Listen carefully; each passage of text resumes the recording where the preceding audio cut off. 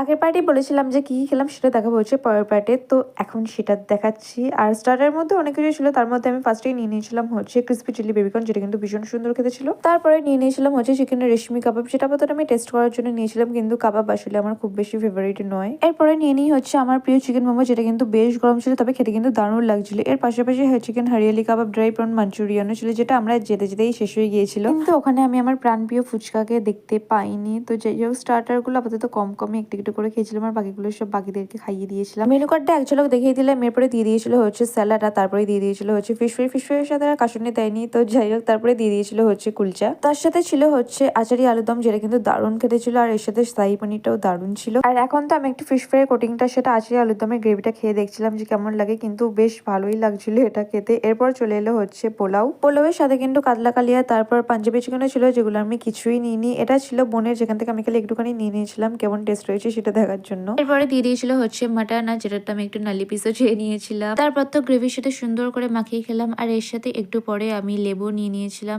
সেটাও কিন্তু দারুণ লাগছিল। এরপর ছিল হচ্ছে চাটনি, সেই সঙ্গে পাঁপড়, আর তারপর ছিল হচ্ছে রসগোল্লার সন্দেশ, যেগুলোর আমি কিছুই খাইনি, খালি বসে বসে শশা খাচ্ছিলাম শেষে। তারপর তো সুন্দর করে হাত ধুয়ে চলে আসি বাড়ি। টাটা।